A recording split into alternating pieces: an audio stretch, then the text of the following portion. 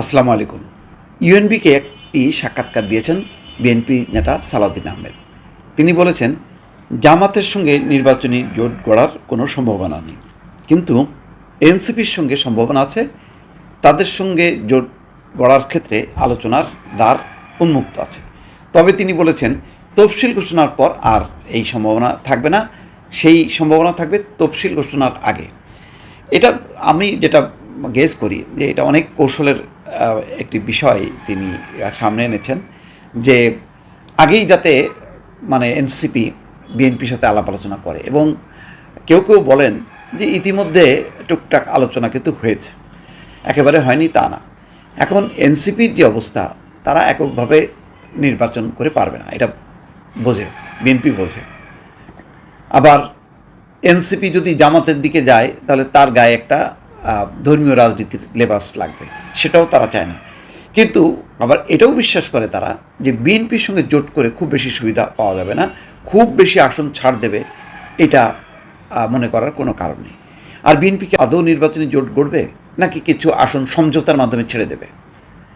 একেবারে কোনো জোট সম্ভবত করবে না। সব কিছুই এখন আলোচনা পর্যালোচনার মধ্যে আছে। তবে বিএনপি একটা ঝুঁকি মনে করে এনসিপিকে, এটা বোঝা যাচ্ছে। মনে করে এই কারণে যে এনসিপির সাথে সরকারের একটা সংযুক্তি আছে, আর এনসিপি যেহেতু সরাসরি কোনো ধর্মীয় দল না, সুতরাং এনসিপি যদি বিএনপি মুখী হয়, বিএনপির কাছে আসে, তাহলে জামাত আরও দুর্বল হবে। এখন এটা পরিষ্কার, যেটা সালাউদ্দিন আহমেদ বলেছেন, যে জামাতের সঙ্গে জোট হওয়ার কোনো সম্ভাবনা নেই। জামাত আসলে সেটা জানে ভালো করে, এবং সেই জন্য তারা ইসলামপন্থী যে বিভিন্ন রাজনৈতিক দল আছে তার সাথে এনসিপিকে নিয়ে তারা একটা জোট করতে চায়।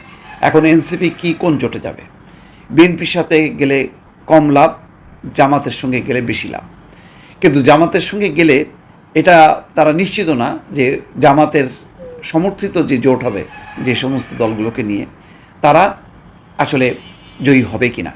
বিএনপির উপর টেক্কা দিয়ে তারা বেশি আসন পাবে এবং সরকার গঠন করবে, এইটা কিন্তু তারাও বোঝে, হিসাব বোঝে যে সেটার সম্ভাবনা অনেক কম।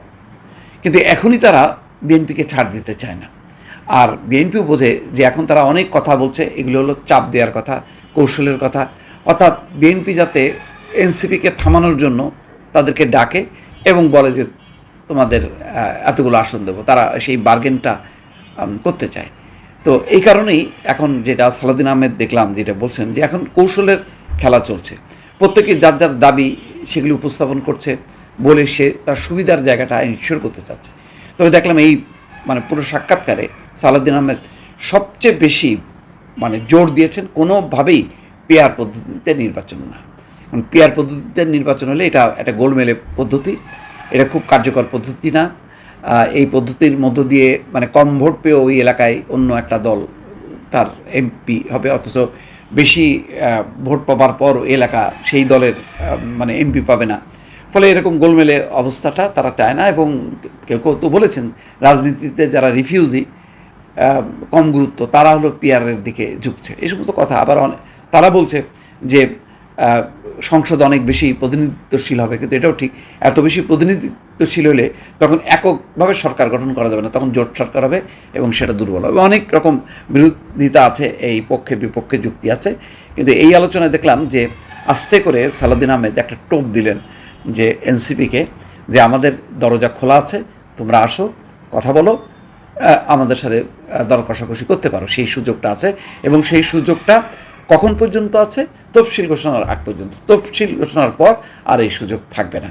ফলে এটাও হয়তো বিএনপির একটা রাজনৈতিক কৌশল, যেটা সামনে তারা নিয়ে এগোচ্ছে, যাতে এনসিপি ওই জামাতের দিকে না ঝুঁকে তাদের দিকে ঝুঁকে, তারপরে আসন কম বেশি সেটা হয়তো তারা বিবেচনা করবে। দর্শক ভালো থাকবেন, আল্লাহ হাফেজ।